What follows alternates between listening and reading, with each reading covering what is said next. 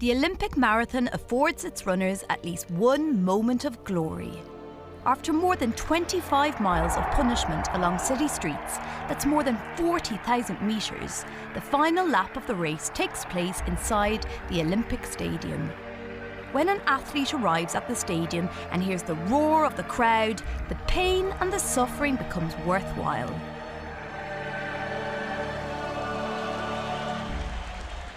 Amazingly, the 1984 marathon in Los Angeles was the first time that moment of glory could be experienced by female athletes. Before the 1984 Games, the longest race available for women was the 1500 metres. Women had been barred from track and field competition altogether until 1928, where the 800 metres was the longest race they were permitted to run. Olympic officials considered long-distance running to be too demanding for women. The Los Angeles Marathon was a huge step towards equality, and the crowd knew it. The noise that greeted the USA's Joan Benoit as she entered the stadium, becoming the first female marathon winner in history, was spine-tingling. She won by nearly a minute and a half. But not everyone came bursting into the stadium riding a crest of adrenaline. Here, for instance, is how Gabriele Andersen Scheiss of Switzerland entered the Los Angeles Coliseum on August 5th, 1984. Just look at her go. OK, perhaps Andersen Scheiss is not the best example of record-breaking speed, but the performance of this 39-year-old Swiss athlete is far more memorable than anything even the winner managed that day. Despite battling heat exhaustion and seemingly on the brink of complete physical collapse, she got around the course. Sometimes one lap of the track can seem like a very long way to go. The crowd in the stadium sensed that it was seeing something special. It stood to applaud her every uncertain step.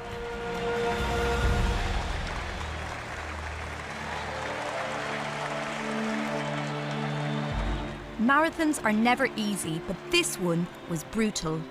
The race had started that day in Santa Monica with temperatures of around 19 degrees Celsius. But by the time the race ended, it was up around 25 degrees. But more troubling than that was the humidity. That was climbing close to 95%. Andersen Scheiss later admitted that she didn't acclimatise properly to the conditions in Los Angeles. Crucially, she missed the last aid station before getting to the stadium. She failed to take on water when her body needed it most. By the time she arrived to the stadium, a staggering bundle of agony, Joan Benoit had been the champion for about 20 minutes. Benoit ran way ahead of the pack after about 15 kilometres and never looked back.